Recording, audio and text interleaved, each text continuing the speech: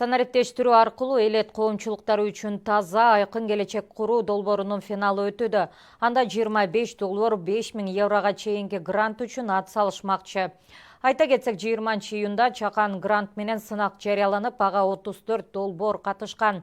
Учурда гранттан уткан 25 катышуучу финалда. Бул сынак Европа биримдигинин колдоосу менен Эстониялык эл аралык өнүгүү борбору жана Лидер жарандык темилделер борбору тараптан ишке ашырылып жатат.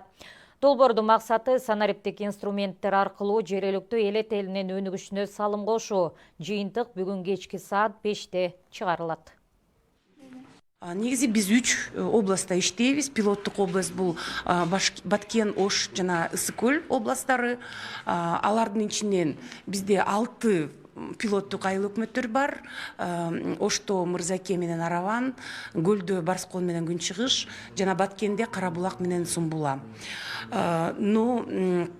Гранттык конкурс бул жалпы кыргызстандыктар үчүн жарыяланган, бирок кандайдыр бир чакан гранттар ушул аталган айыл өкмөттөрдү камтыш керек деген шарт коюлган, талап коюлган. Ошол талапка ыңгайлуу августта 60 долбоор тандалып алган.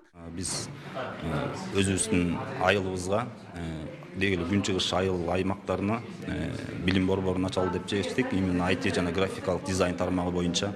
Ошол себептен биз бул конкурска катышып атабыз.